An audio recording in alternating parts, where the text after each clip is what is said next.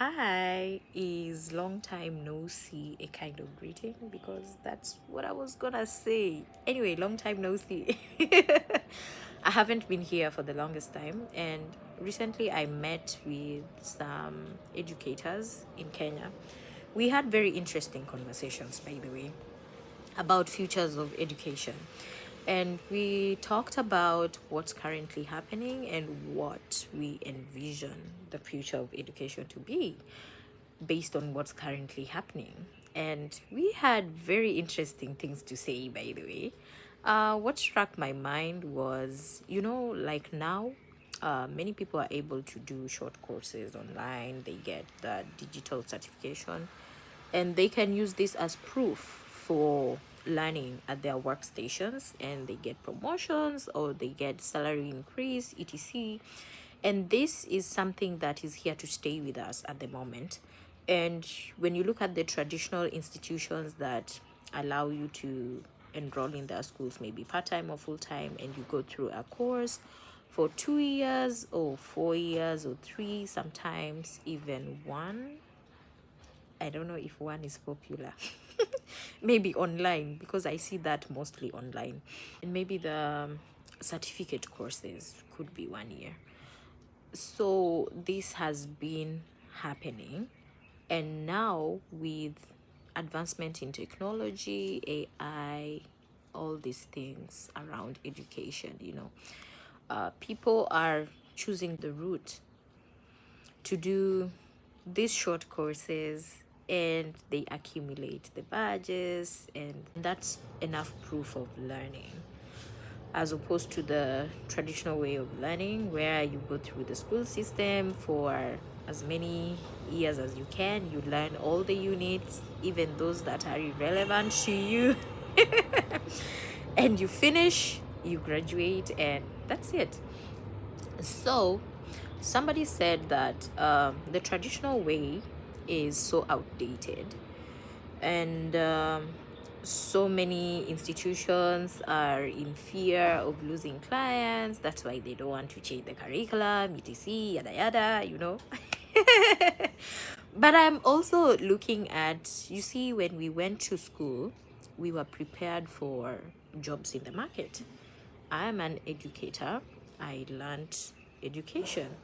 So we were prepared for the market, the current market then. But now you see, the human resource market is changing constantly, almost daily, because of technology. And so the demands for the workforce is totally different. It changes every other day. And you see, most school curricula were built on long-term latency periods, built to serve long-term. So it raises the question of sustainability in education. Are our current institutions sustainable to accommodate the current workforce needs? Are our institutions sustainable to accommodate learners of today?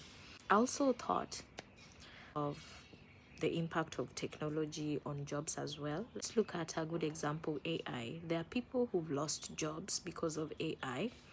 There are people who've kept jobs because they learned how to use AI. So, you know, like it's very weird. Anyway, there is so much uncertainty around jobs when it comes to this AI thing, because there are people who've kept their jobs because they know how to use AI to improve efficiency, and there are people who've lost jobs because AI is doing the job, and so their presence is not needed there anymore. So in this paradoxical situation, there is a student somewhere who's also looking at their future. They don't know what jobs they're going to do in the future, and we also don't know what jobs are coming up in the future.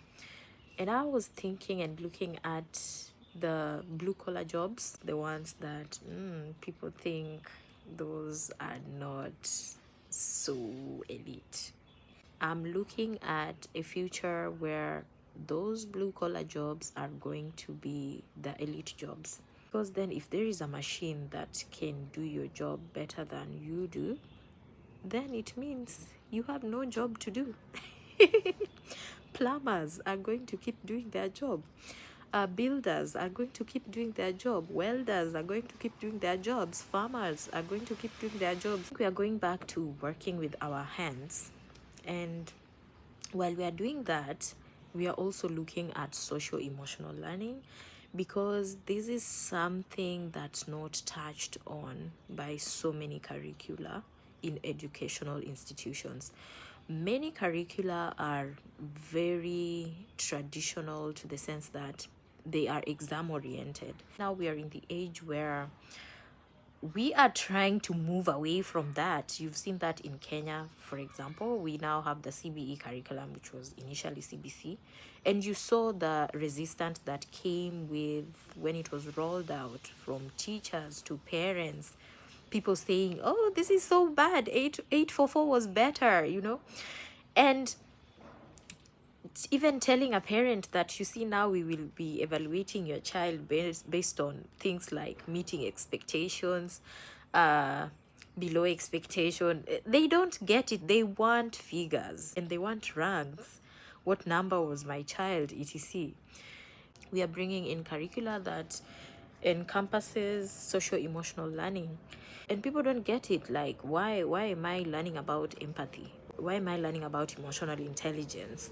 Why am I learning about problem solving skills? And these are the things we actually need, you know. These are the very, very most vital things we need now, given the rise of mental health issues among teenagers and students, even young kids. Mental health issues have risen so high. We need to teach our kids this in school. And you see, some of these essential skills are not even examinable. Like, the only way we can tell is a change of attitude, a change of mindset, a change of behavior, you know. So people are like, if I'm not able to quantify something, then why should I learn it? While I just feel education in itself is supposed to transform an individual, not just give you grades, you know. You're supposed to be transformed when you leave an institution.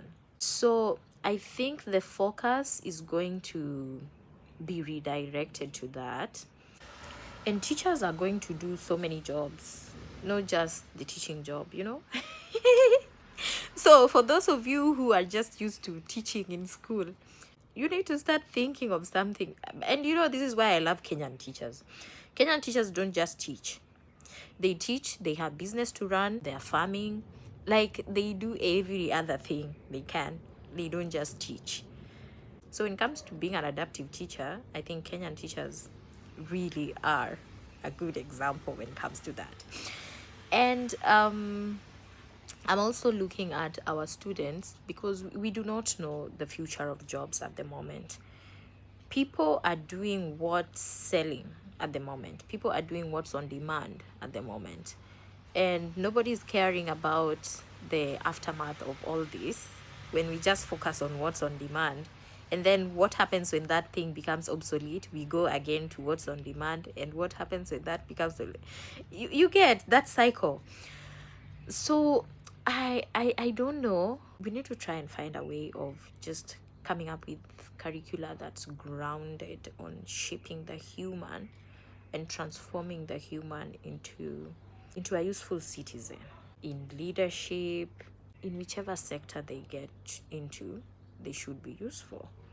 So these are the issues that I've been thinking about, and I'm back here. I don't know if I'll be able to be putting up videos once a week, because when I started this, I had interest in hair, fashion, every other thing. But I found my passion is in education and sharing insights on education, just sharing things I think about, things I feel are trending, and many other things that I find useful, because what I know could be something somebody is yearning to know.